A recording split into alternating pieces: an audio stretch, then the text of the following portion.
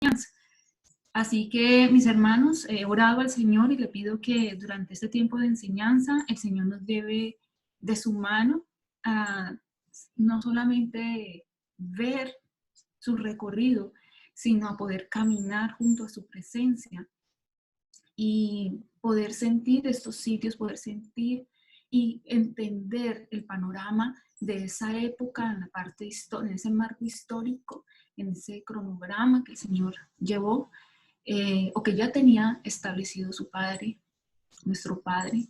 Y luego estaremos viendo entonces esa forma de enseñanza de Jesús, porque en la medida que nosotros entendamos esto, pues podemos entender qué era lo que, las luchas que él tenía, no solamente por todo lo que él sabía que se venía y que tenía que ser cumplimiento, sino todo lo que él tenía que afrontar en la parte del gobierno, en la parte geográfica, en los enfrentamientos que habían con el pueblo, por ejemplo, de Samaria. Así que vamos a empezar y me dicen si pueden ver correctamente lo que les voy a poner en pantalla. ¿Están viendo bien? No escucho nada. Sí, señora, estoy Ana viendo. María, ¿se ve bien la transmisión que estoy haciendo? Sí, yo sí la veo bien. Ok, entonces esperemos que todos los Sí, estén señora, viendo se bien. ve bien.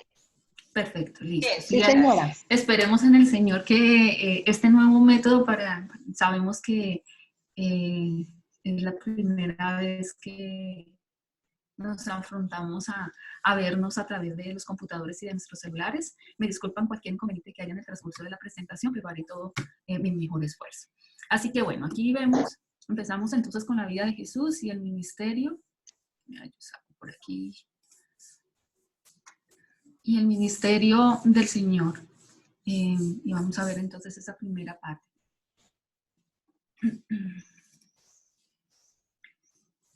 Y lo primero que vamos a ver es ese escenario y la cronología del ministerio de Jesús. Así que yo quiero que nos ubiquemos en este pequeño mapa que saqué. Este es entonces Palestina en el tiempo de Jesús. Y si vamos a hacer como ese escenario, pues tenemos que saber dónde nos paramos, ¿verdad? Y mirar cuáles son los límites que tenía pues Palestina, que fue el sitio de los recorridos, de los milagros y de los sitios donde él se transportaba, los medios por los cuales se transportaba, los caminos que tuvo para ir de Galilea a Jerusalén y las diferentes ciudades donde él cumplió su ministerio.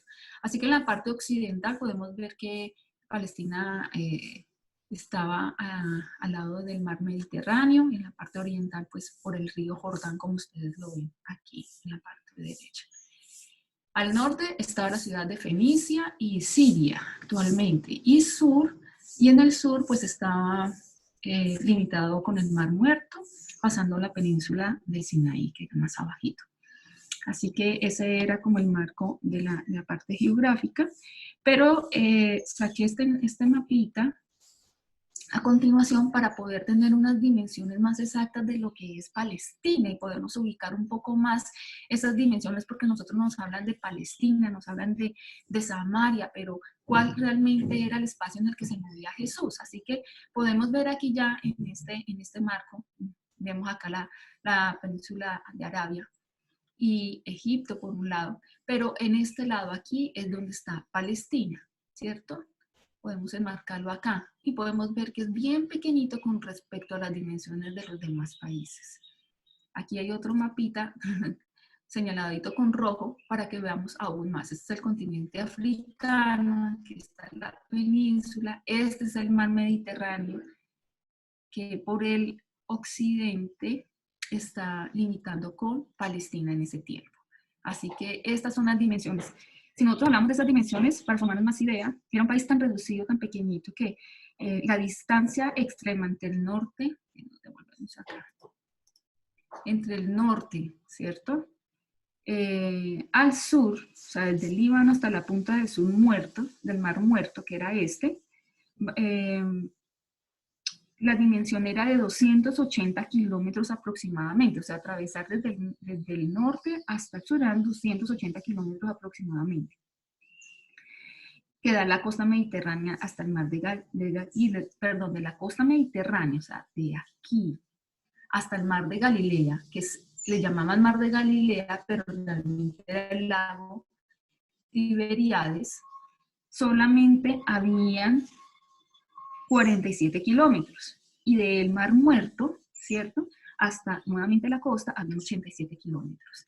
Para que nos hagamos una idea de cuán reducido era este país, de Ibagué a Bogotá, aproximadamente hay 201 kilómetros. Y él solo recorría 280 del norte al sur. O sea, este era Palestina. O sea, que un poquitico más del recorrido de aquí a Bogotá, para que tengamos unas dimensiones más exactas. Y como rasgos pues, geográficos generales, tenemos entonces que el Jordán nace en este monte de Hermón. Si lo vemos, el Tabor, Hermón. Aquí está el monte Hermón. Y luego por el mar, entonces se va bajando por el mar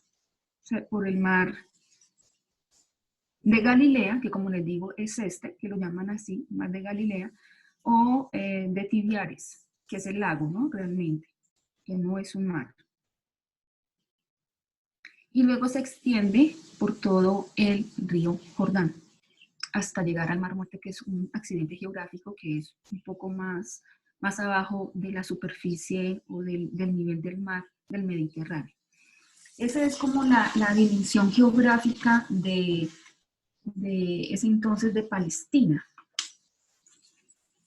Miremos que en el centro del país, de Palestina, estaba Samaria, la ciudad de Samaria, donde se hallaban los montes de Gerizim y de Baal, considerados por los samaritanos como sagrados. Cerca de ellos habló Jesús con la mujer samaritana, por acá.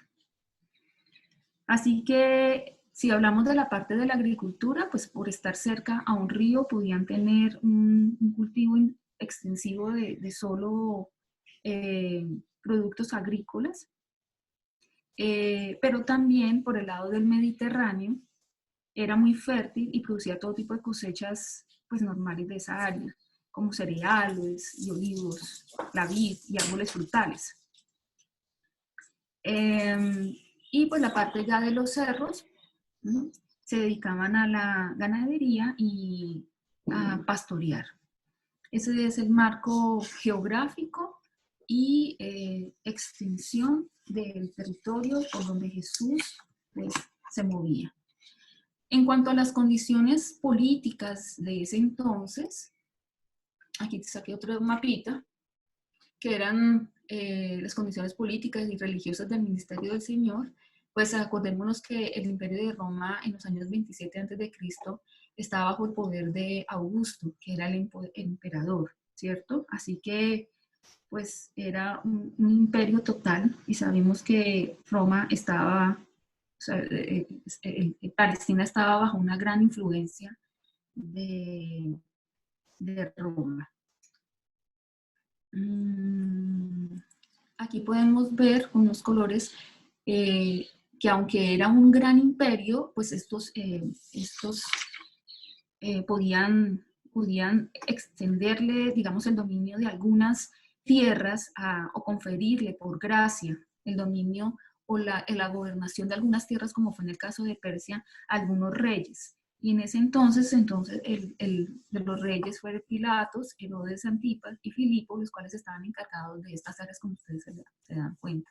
Herodes era encargado de Perea de Galilea, Filipo de Iturea, y Pilatos, pues del resto que era Samaria y Judea. Ese es el marco político religioso. ¿Qué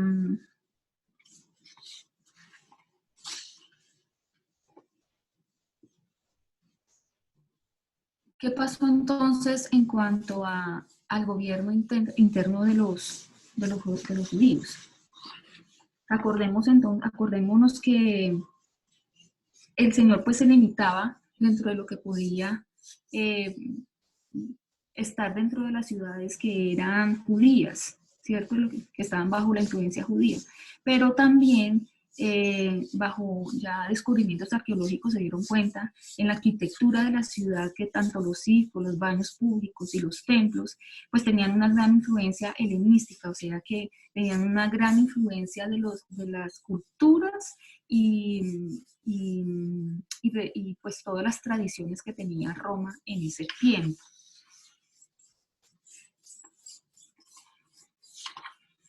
Así que en cuanto al gobierno interno de los judíos, tenemos aquí el Sanedrín, era el Consejo Nacional en ese entonces y funcionaba bajo la presidencia del sumo sacerdote del día y se componía por 70 miembros de la casta sacerdotal, siendo los restantes ancianos del pueblo y escribas que eran llamados los doctores de la ley.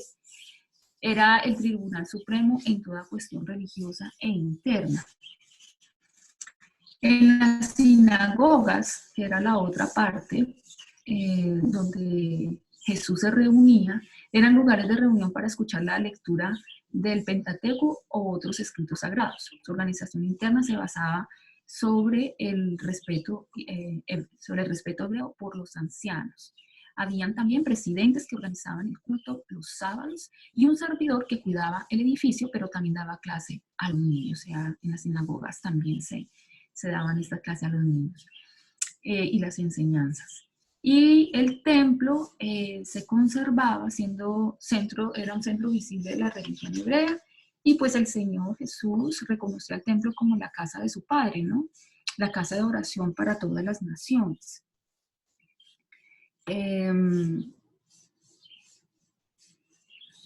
Recordemos que estas sinagogas pues tuvieron el origen bajo el cautiverio de Babilonia, cuando los judíos transportados sentían la necesidad de reunirse para escuchar las escrituras sagradas.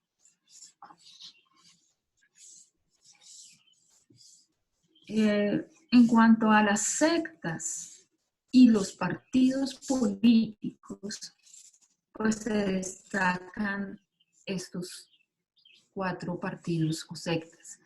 Los fariseos, entonces, con su nombre significa los separados, pasaban su tiempo estudiando la ley, admitían todo el canon del Antiguo Testamento, reconocían la resurrección de los muertos, creían, según las escrituras, en la existencia de los seres angelicales y hacían sonar unas trompetas para llamar la atención a sus buenas obras. Eran seres realmente pues despreciables. Ustedes saben que Jesús no la iba mucho con estos fariseos, ¿verdad?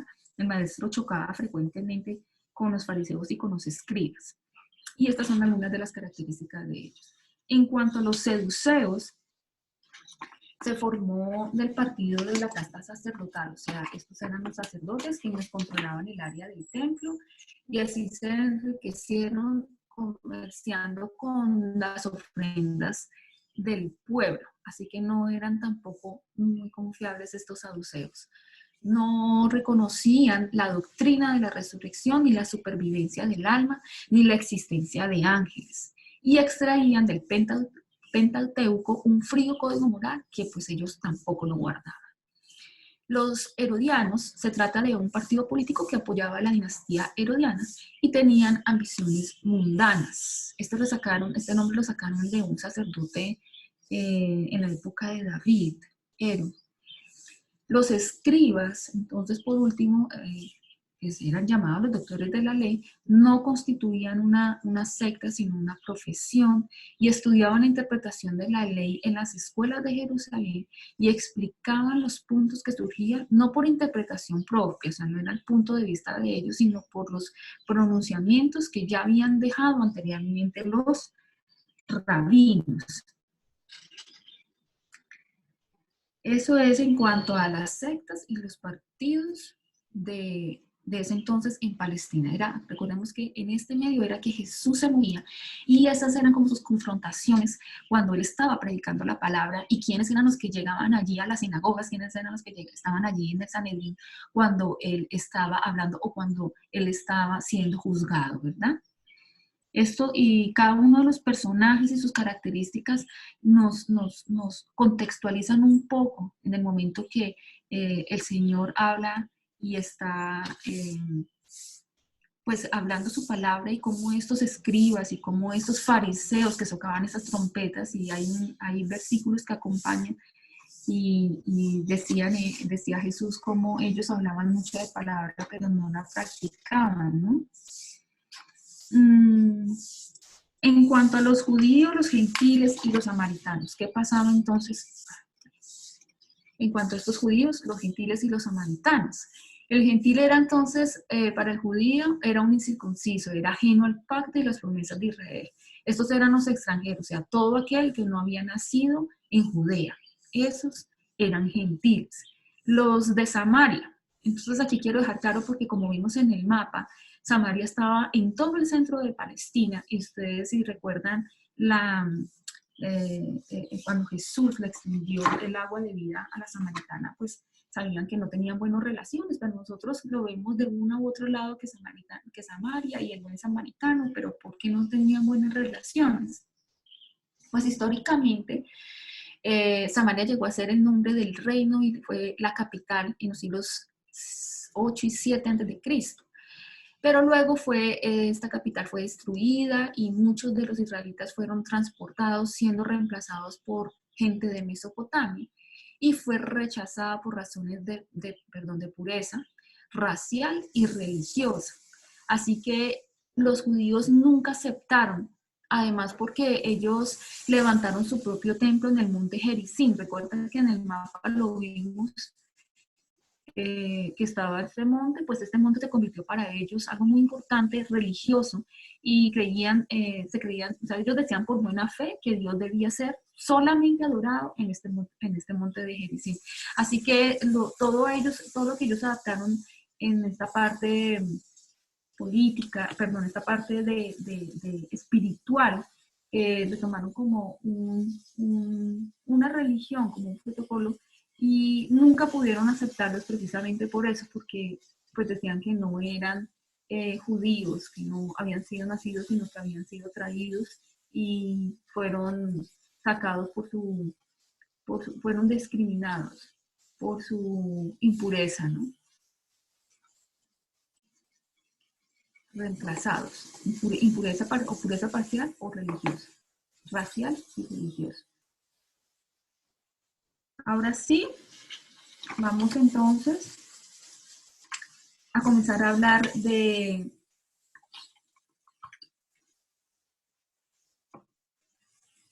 perdón, me faltó los galileos, ¿no? Que es la otra, los samaritanos, los judíos pues estaban en Galilea. El hecho de los galileos del tiempo de Cristo eran judíos leales, subiendo a las fiestas del templo de Jerusalén. O sea, los galileos eran como las personas que fue donde el Señor pues se destinó a encontrar a sus discípulos, porque llegaron a ser más fieles y celosos que los mismos judíos del sur, a pesar de ser despreciados por estos como provincias de dudosa pureza racial.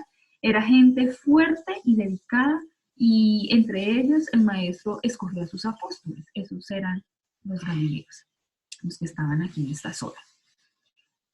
¿Cuáles entonces fueron las rutas del ministerio? Ya habiéndonos ubicado geográficamente, habiendo hablado pues de esta parte de los recursos naturales que ellos empleaban, porque estaba acá el río Jordán, y hacer ese marco geográfico y saber dónde estamos parados, y la parte política de ese entonces. Ahora sí vamos a ver cuáles fueron esas rutas de Jesús en su ministerio.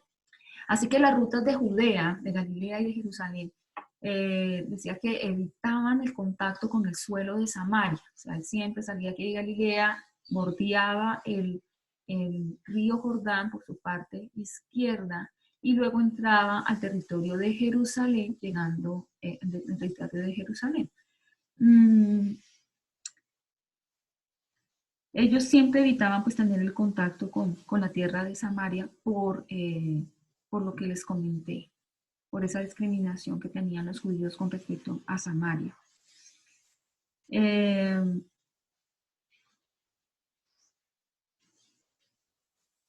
en esa primera visita de Jesús a Judea, recordamos allí la primera limpieza, hallamos la primera limpieza del templo, la conversación de Nicodemo, y luego fue Jesús con sus discípulos a la tierra de Judea, donde pasó algún tiempo con ellos y también bautizaba. Esos fueron como los primeros hechos.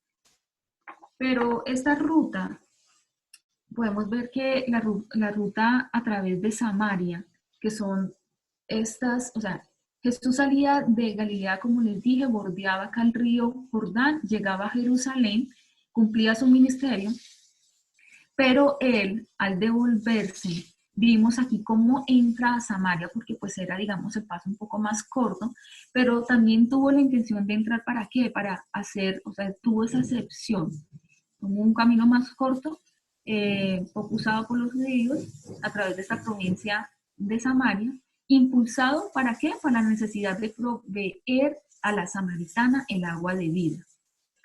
Esta es la ruta que él utilizó para devolverse. Y puede determinarse con exactitud hasta Sicar. O sea, él fue aquí hasta Sicar, que era donde se encontraba y todavía existe el pozo de Jacob.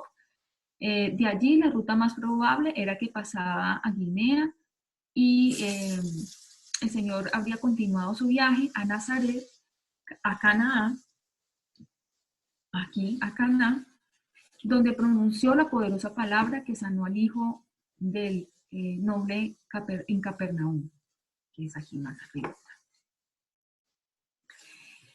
Luego ya las rutas de Galilea, estas son las rutas de Galilea.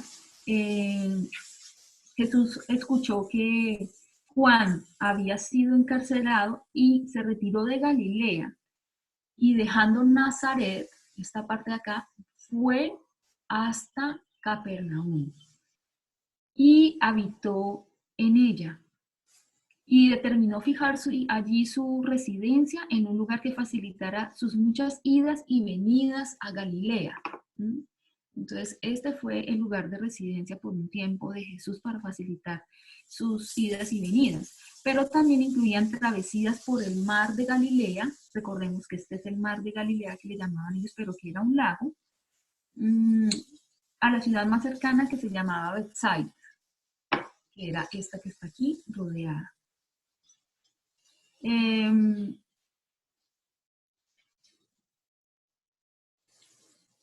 Esos fueron como los recorridos más importantes en esta ciudad, mientras él estuvo en Galilea y tuvo su lugar de residencia allí en Capernaum.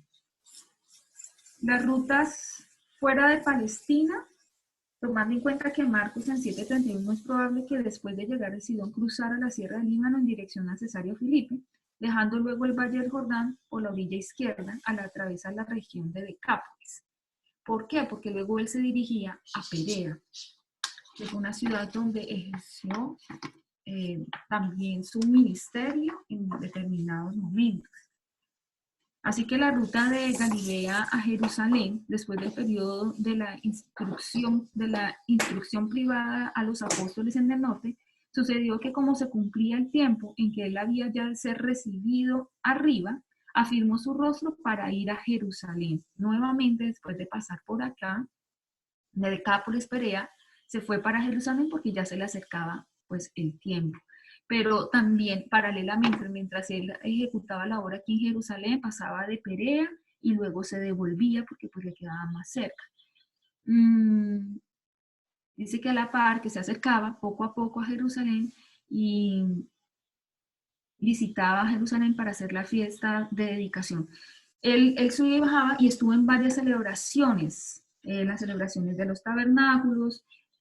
Todos los evangelistas señalaban la última etapa del viaje final que tuvo por consumación la entrada triunfal de Jerusalén. O sea, ese fue pues varios de los recorridos y el último que hay en recordación pues y que nosotros también tenemos pues fue esa entrada triunfal a Jerusalén. O sea, la gente ya lo conocía porque pues no era la primera vez que él iba a Jerusalén, él iba hasta Galilea, Capernaum, hacía la obra, atravesaba el mar muerto, el mar de Galilea, luego se venía por el Valle del Jordán, hacía su obra en Perea, luego en Jerusalén, iba hasta Samaria, pero él constantemente se estaba moviendo. Recordemos que la extensión de esta tierra no era mucha y que pues, si bien es cierto, ellos se podían también transportar con animales, pero finalmente fue en Jerusalén donde ya él fue recibido y comienza pues su consumación de la obra de su muerte. Y digamos que uno de los hechos que recordaron o de los sitios que también se recuerda a pesar de después de la consumación de la muerte de Jesús es Emaús, el recorrido que tuvo él en el transcurso y encontró allí a las personas desconsoladas. Así que este también fue uno de los sitios que quedó registrado antes de la ascensión del Señor. Así que en cuanto a los cronogramas de los hechos del ministerio del Señor, podemos verlos también. A ver si yo puedo salir.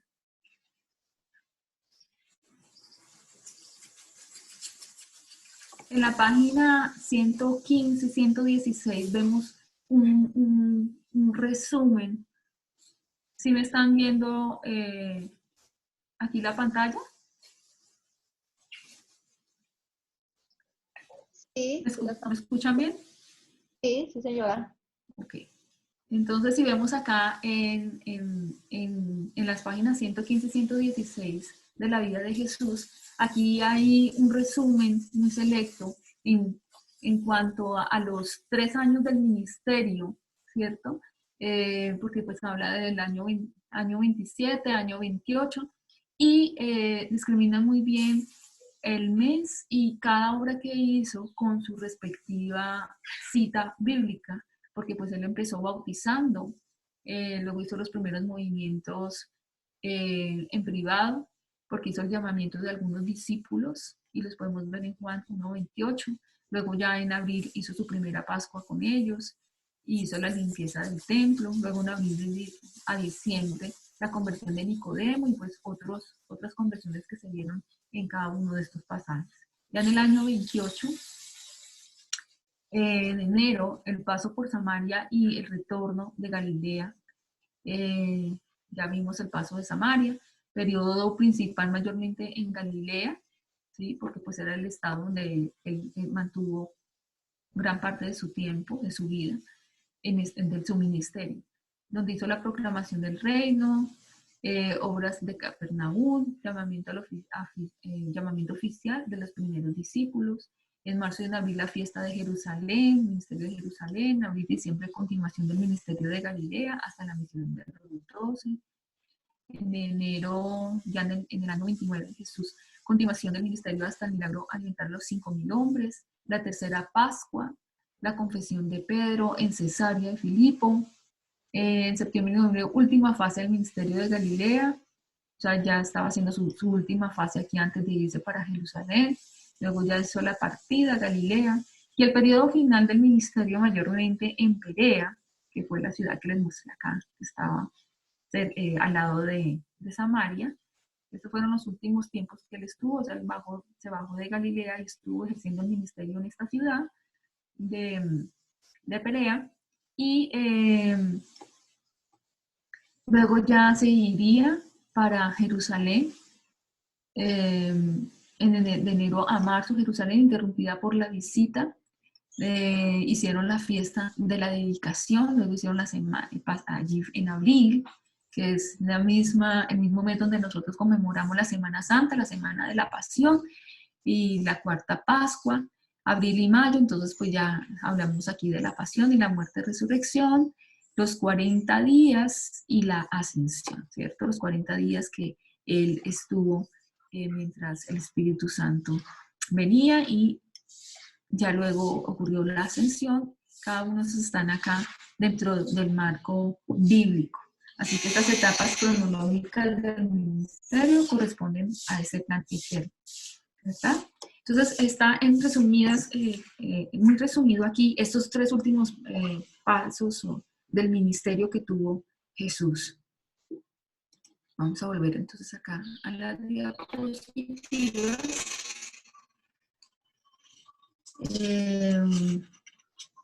Eso es en cuanto al cronograma del ministerio.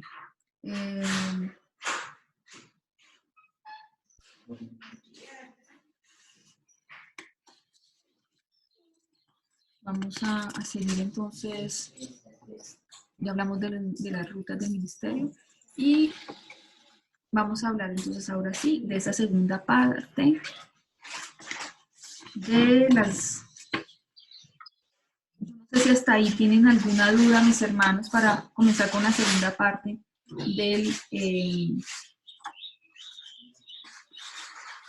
la segunda parte del ministerio del Señor. Ya hasta ahí hemos hablado entonces de esas rutas de marco geográfico, geopolítico.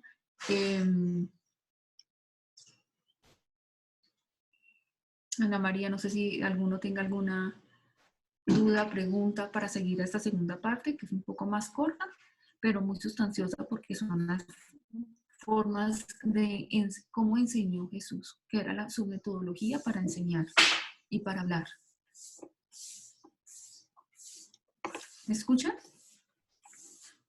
Yo sí quiero preguntar algo. Sí, señora. ¿Qué escritos importantes tenía el Pentateuco? Era uno de los libros sagrados que estudiaban en esa época, ¿no? Que se Sí. reunían en las sinagogas a estudiar, pero más o menos de que era también del Antiguo Testamento, tenía partes, o exactamente más o menos de qué se trataba. Sí, el Pentateuco es el conjunto formado por los 5 primeros libros de la Biblia. Eso era lo que ellos leían porque pues era lo que Moisés había dejado escrito, entonces de todo lo que los profetas habían dejado. Entonces esos eran los libros que ellos leían y recordaban de las promesas de Dios para sus vidas. Y, señora, hablaban pues de ese patriarca hebreo de Moisés. Bueno, muchas gracias por la aclaración. Tenía esa inquietud, sabía que Y era eran del Antiguo Pentateuco de Testamento, 5 libros, eran los 5 primeros libros del Antiguo los 5 Testamento. primeros libros. Vale, muchísimas gracias. Bueno, sí, señora. ¿Alguna otra pregunta? ¿O continuamos ya con esta segunda y última parte? Bueno, entonces vamos a seguir con la segunda parte de la sección 8. Vamos a quitar acá. Y entonces acá vemos los métodos de la enseñanza. Y hay algo que cuando comencé a estudiar este tema, yo decía, Señor, es increíble la forma como tú llegabas a cada una de las personas, los métodos que utilizabas y cómo la gente quedaba asombrada a pesar de que Jesús no había pasado por las escuelas de Jerusalén y cómo los mismos escribas pues quedaban asombrados. Así que los métodos de la enseñanza del Señor se revestían primero, o sea, tenían dos características muy importantes, y era autoridad y la profundidad. Las facetas de las enseñanzas de Cristo, entonces, en general, Mateo la resumía como era el reino, o sea, él lo destinó como el reino y hablaba siempre del reino. Esa era la característica si ustedes comienzan a leer cada uno de los evangelios. En Lucas, él enfatizaba en la manifestación de la gracia de Dios en Cristo frente al hombre, era la gracia de Dios frente al hombre. Y Juan era el resplandor de la obra de Dios a través del cumplimiento de las obras del Padre por medio del Verbo encarnado. Y Marcos eran las enseñanzas correspondían a las obras del siervo de Jehová, o sea, era algo más práctico. En cuanto a la autoridad de la enseñanza, perdón, yo miro acá.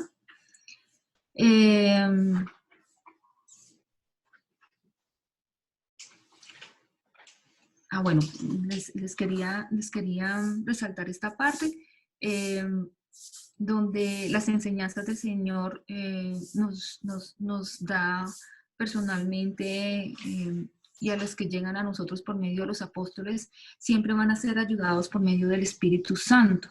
Y eso lo vemos en Juan 15, 26. Si buscamos Juan 15, 20, 16, dice, yo les enviaré el Espíritu que viene del Padre y que les enseñará lo que es la verdad.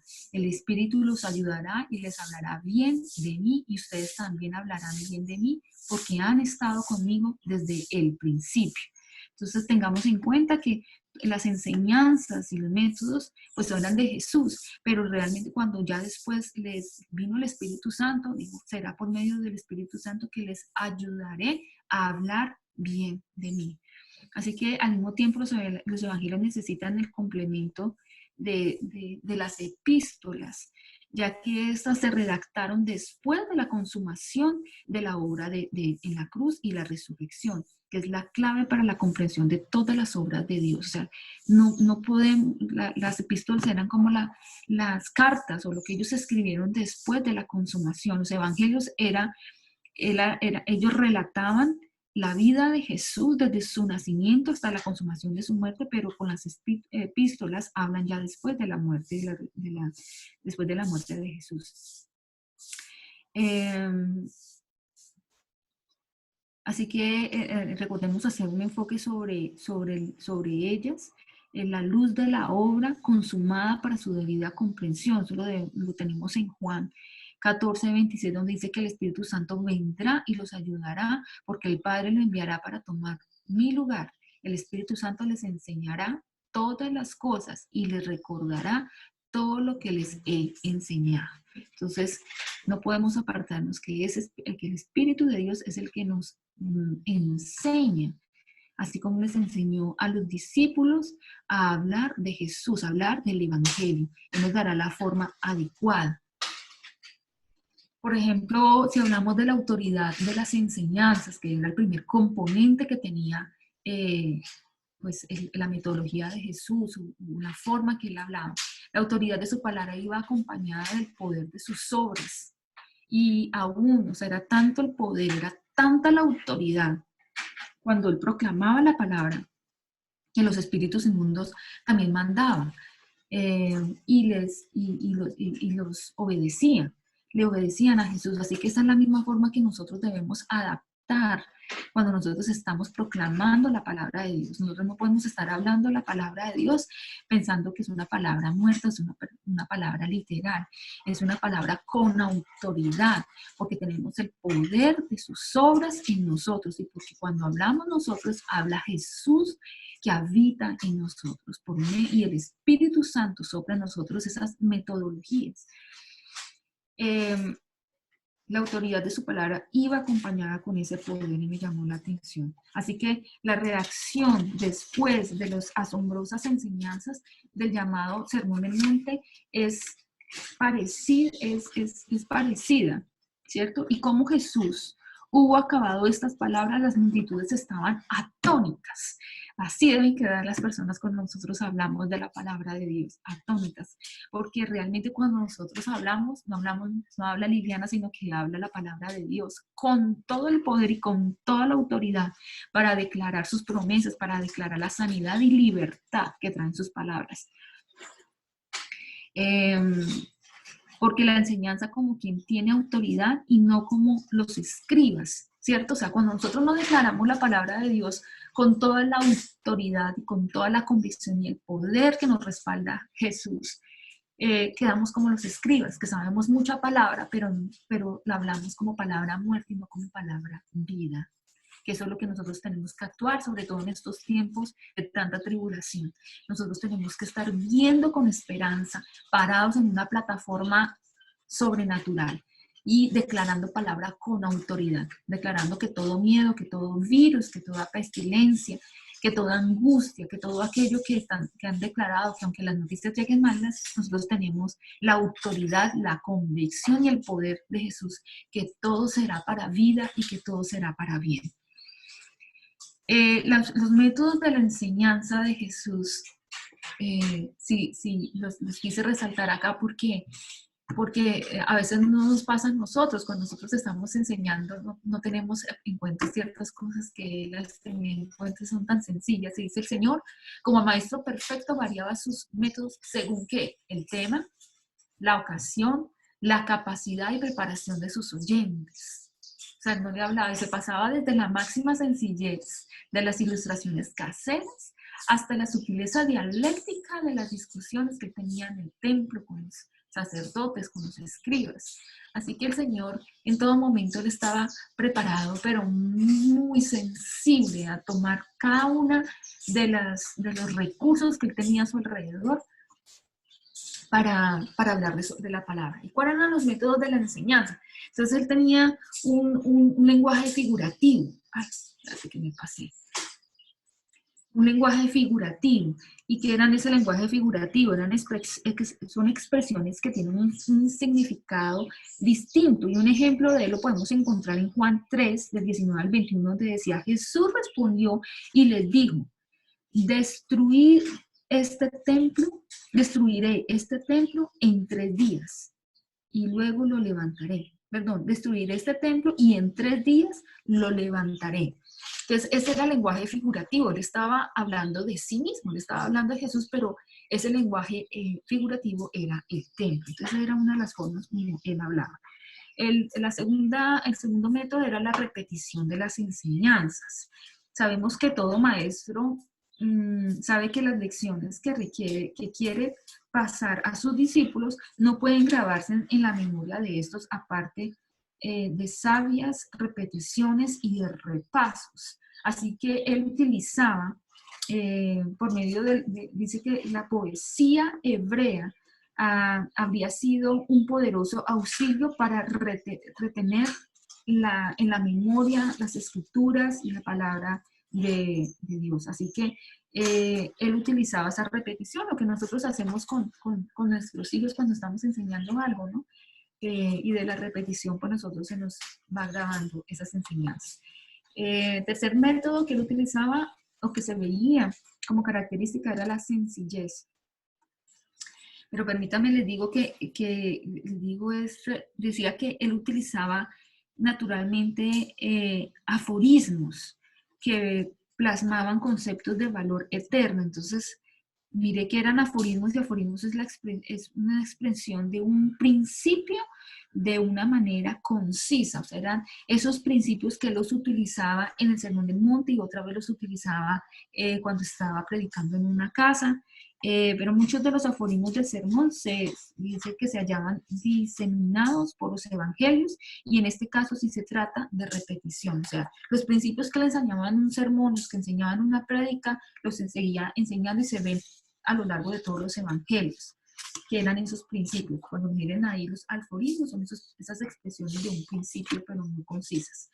En algunas ocasiones el Señor esbozaba sus enseñanzas en líneas generales ante las multitudes, pero luego las detallaba en privado con las oportunas interpretaciones para la instrucción de sus discípulos. Y eso lo podemos ver en Marcos 13:10, o sea, él iba y hablaba de manera general. Pero en Mateo 13:10 dice que los discípulos se acercaron a Jesús y le preguntaron, ¿por qué enseñas a la gente por medio de ejemplos? Jesús les dijo, a ustedes yo les permito conocer los secretos del reino de Dios, pero no a los demás, porque a los que saben algo acerca de los secretos del reino se les permite saber mucho más, pero a los que no saben mucho de los secretos del reino, Dios les hará que olviden a uno poquito que saben. Así que me sorprende cuando Dios, pues de una forma muy general enseñaba a las demás personas, pero de una forma muy específica y profunda quería, por medio de los ejemplos, enseñarle a sus discípulos, así como Dios nos enseña a nosotros. El otro método es la sencillez de las enseñanzas. Así que da y se os dará medida buena, apretada, remecida y rebosante. Este es un ejemplo de la sencillez de la enseñanza, que utilizaba un lenguaje sencillo. No queremos decir aquí que la sencillez es porque no queremos decir que, pues que no era elemental, que no era relevante la enseñanza. La enseñanza de Jesús, así sea por medio de una sola palabra, un solo ejemplo, siempre era relevante, era importante. La sencillez era en su lenguaje, dependiendo de las personas. Así que el maestro concreta sus enseñanzas en formas que casi podemos llamarlas palpables. O sea, él siempre daba esas enseñanzas de modo que nosotros pudiéramos tenerlas muy en cuenta y que no se nos olvidaran y que las pudiéramos, así como dice, masticarlas muy bien. Utilizaba el método de las preguntas y respuestas. El maestro no necesitaba la ayuda de la moderna pedagogía psicológica para saber que las verdades no se asimilan sin la participación activa de quien aprende y que es necesario no solo instruir, sino hacer pensar al discípulo. Así que esta puede ser una de las metodologías que nosotros empleemos en nuestra enseñanza, ¿verdad? Como que nosotros hagamos pensar a las demás personas por medio de preguntas como lo hacía Jesús, por ejemplo, en Mateo 16:15, donde decía, entonces Jesús les preguntó, ¿y ustedes qué opinan? ¿Quién soy yo? Pedro contestó, tú eres el Mesías. Entonces Jesús siempre hacía una pregunta, una propuesta para activar, para tener esa intercomunicación con sus discípulos, para hacerlos pensar y para desarrollar un tema. Y pues que ellos estuvieran también atentos y estuviera comprobando que lo que él les estaba enseñando, pues ellos lo estaban asimilando. También utilizaba lecciones, por último, un método, utilizaba lecciones gráficas. ¿Qué eran esas lecciones gráficas? No era que pusieran con un marcador, un tablero, porque pues él no tenía un escenario, ni una tiza, ni otras ayudas visuales. Es que él hacía servir a las personas, a los objetos o a los sucesos del día para tener estos efectos. Así que él ponía el ejemplo en un niño, él ponía el ejemplo por ejemplo, en el niño, en medio de los discípulos para subrayar las lecciones de humildad. Utilizaba una higuera estéril para enfocar su atención en las grandes verdades sobre la fe, la oración y la necesidad de llevar fruto. Así que esa era la forma gráfica que utilizaba, desde una planta, un árbol, una persona, para poder llevar a cabo la metodología de su enseñanza. Algo muy, muy sencillo. Estas son algunas de las metodologías resumidas que utilizaba Jesús para llegar a las personas con su enseñanza. Y por último, pues el maestro con los profetas, él se valió de ese Antiguo Testamento y por eso él también en las sinagogas hablaba del Pentateuco y él tenía que retomar esas escrituras del Antiguo Testamento que hablaban de su venida. Así que el maestro siempre tomaba las declaraciones del Antiguo Testamento como punto de partida. Por eso es que en las sinagogas ellos leían y tenían allí los rollos y allí donde Jesús llegaba chiquito, pero también llegó de grande, comenzar a hablarles a ellos de ese Antiguo Testamento porque llegó el tiempo del cumplimiento. Y acudía constantemente a ellas. Por eso las personas sabían que en algún momento iba a llegar un Salvador, que iba a llegar un rey, sobre todo en ese tiempo. Lo que pasa es que ellos confundieron ese rey que pensaron que lo iban a tener ahí por un tiempo gobernando, liberándolos de la opresión de los romanos, porque ya vimos un marco político de las influencias helenísticas, de la cultura, de las tradiciones romanas, de la opresión de los romanos sobre los judíos, así que ellos estaban esperando ese rey. Siempre tomaba las declaraciones del Antiguo Testamento como punto de partida y acudía constantemente a ellas, tanto para sus argumentos como para sus ilustraciones. Esta relación se expresa con notable énfasis por el Señor al decir que los judíos de Jerusalén, si vosotros creyeseis en Moisés, creerías en mí, porque de mí escribió él. Y si a sus escritos no creéis, ¿cómo creeréis en mis palabras? Entonces él siempre tomaba referencia a esos antiguos personajes, a sus profetas, como decía el profeta Isaías, como lo dijo, como lo escribió. Él siempre tomaba esas relaciones. Y pues ni hablar de Juan el Bautista, porque pues fue muy importante su ministerio, porque se pone de relieve en los 4 evangelios. O sea, fue tan importante este vocero que comenzó a alistar a las personas el camino de Jesús, que fue expresado en cada uno de los evangelios, o sea, quedó escrito en cada uno de los evangelios. Y hará que muchos, por ejemplo, dice que hará que muchos de los hijos de Israel se vuelvan al Señor su Dios e irá delante de él, el Mesías, con el espíritu y el poder de Elías, a fin de prepararse el Señor un pueblo dispuesto de corazón, cumpliendo las profecías de Isaías. O sea, Juan Bautista también, este personaje también quedó registrado en el Antiguo Testamento por medio de Isaías 43 y Malaquías 4:5. Por eso la relevancia digamos, de ubicarnos espacialmente, de ubicarnos políticamente. Este era uno de los espacios, de la forma, la metodología y cómo las personas quedaban atónitas en escuchar su palabra. Así que cuando nosotros comenzamos a caminar esas rutas de Jesús, comenzamos a meternos en el campo político donde se manejaba, los espacios. Él iba al campo, pero también estaba en la ciudad, así que allí utilizaba un lenguaje, que utilizaba otro. Siempre la forma más sencilla, más gráfica, con ejemplos, con parábolas. Él tenía esa metodología. Entonces, que este estudio de la vida de Jesús nos permita hacer como ese papel calcante y poder nosotros calcar esas metodologías, calcar y poder entender las luchas que Jesús y los momentos que él, por momentos que él hablaba y cómo invadieron el templo de la casa de su padre, que era donde buscaban la presencia del Señor.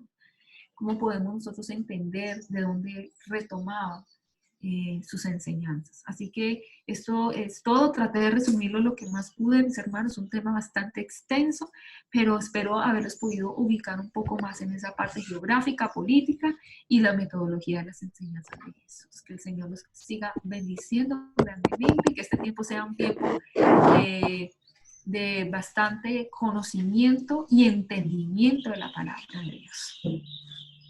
No sé si tienen alguna pregunta al terminar de orar y alistarnos para el servicio.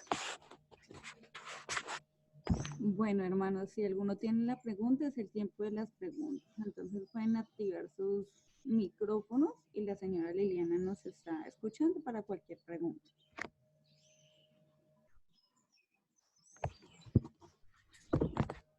O si no Muy buenos días. Hablas con Marlon González. Hermana Liliana, ¿cómo está?